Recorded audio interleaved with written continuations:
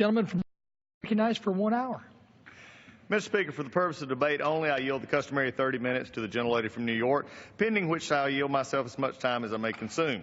During the consideration of this resolution, all time yielded is for the purposes of debate only. Mr. Speaker, I also ask that unanimous consent that all members have 5 legislative days to revise and extend their remarks and include extraneous materials on House Resolution 921 currently under consideration. Without objection, so ordered. Thank you, Mr. Speaker. I am pleased to bring this rule forward on behalf of the Rules Committee. The rule provides for consideration of H.R. 5711 to prohibit the Secretary of Treasury from authorizing certain transactions by a U.S. financial institution in connection with the export or re-export of a commercial passenger aircraft to the Islamic Republic of Iran. The rule also provides for consideration of H.R. 5982, the Midnight Rules Relief Act. The rule provides for 1 hour of debate equally divided and controlled by the chair and ranking member of the Judiciary Committee, and also provides a motion to recommit. Additionally, the bill provides 1 hour of debate equally divided and controlled by the chair and ranking member of the Financial Services Committee with a motion to recommit. On Monday, the Rules Committee heard testimony from Judiciary Chairman Bob Goodlatte, the Regulatory Reform, Commercial, and Antitrust Law Subcommittee ranking member Hank Johnson, and the Financial Services Committee Chairman Jeb Hensling and Congressman Denny Heck. H.R. 5982, the Midnight Rules Relief Act, was marked up and reported by the Judiciary Committee and enjoyed discussion at the committee level. The rule also combines H.R. 5715, the No-XM Assistance for Terrorism Act, with the H.R. 5711. Both of these bills were approved by the House Financial Services Committees in July. The rule making an order 5 amendments to H.R. 5982 from our colleagues on the other side of the aisle and makes an order the only amendment submitted on H.R. 5711. I am a co-sponsor of the Midnight Relief Act authored by my friend Darrell Issa from California. This bill addresses a problem that we have seen far too often in the administration of both parties, Mr. Speaker. As the President's term draws to a close, we have come to expect a raft of new regulations to be forced upon the American people. We usually see an even greater jump in the number of regulations during the lame duck period, the period between the election day and inauguration day. Those hurried rules, midnight rules, are too often used to force the political agenda of an outgoing administration on hardworking Americans as a last-ditch attempt to implement partisan priorities. As we enter a lame duck period after last week's election, this is a particularly meaningful time to consider this legislation. I think we can agree, regardless of party, the outgoing administration should not be rushing to impose burdensome regulations on the American people. Already, we have seen the Obama administration issue numerous midnight rules, including multi-billion-dollar rules.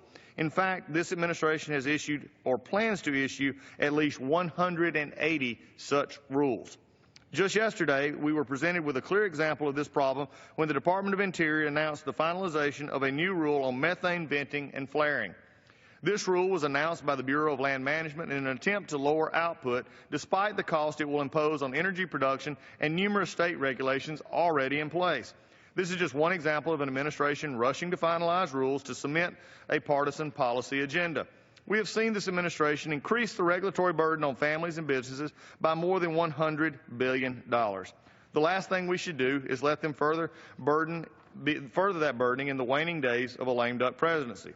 However, despite the clear evidences that the current administration is taking advantage of the ability to implement midnight rules, this is not a problem that is unique to only one political party.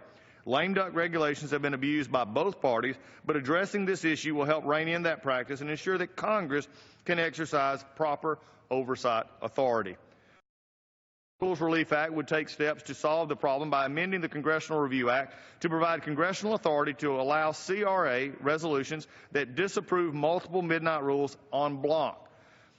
Currently, the CRA can only be used for individual regulations. The amended Congressional Review Act would maintain flexibility while incentivizing outgoing administrations to avoid issuing broad and controversial midnight regulations.